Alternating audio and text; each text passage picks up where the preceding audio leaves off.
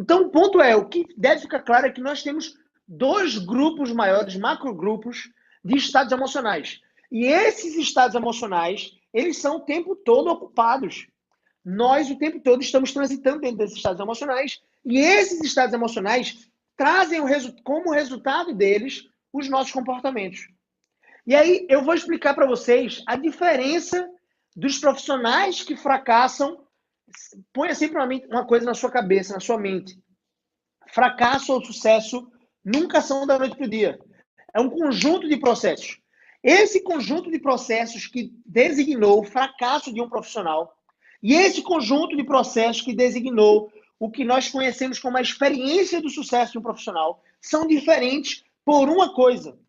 Esses profissionais que têm mais processos de sucesso, ou seja, que se destacam ao longo dos anos, porque estão cumprindo os microprocessos de sucesso, eles são diferentes em relação a esses profissionais que estão cumprindo microprocessos de fracasso.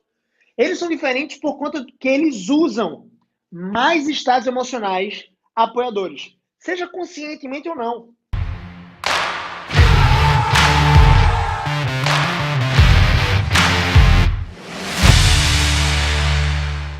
O que eu estou trazendo para você aqui nessa aula é que existe uma consciência do que acontece internamente na nossa mente.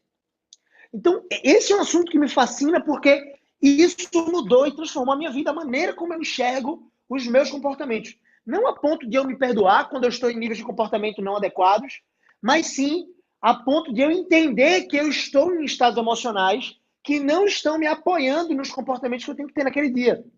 Então, imagina uma situação. Você tem que entregar um trabalho, você tem que fazer um TCC, e você sabe que você tem cerca de 4 meses para desenvolver esse TCC. O que é a procrastinação? A procrastinação é exatamente não fazer aquilo que você sabe que deveria fazer. Por quê? Porque as pessoas no mundo inteiro sempre transitam entre aquilo que dói, entre a dor e o prazer. Se uma pessoa procrastina, ela associa, presta bem atenção nisso, tá? Se você procrastina, você é que nem eu, e você deve procrastinar alguns tipos de processo na sua vida, isso é absolutamente comum, apesar de não ser ideal. Se você procrastina algum tipo de atividade, o que você está fazendo é gerenciando dor e prazer. Só isso.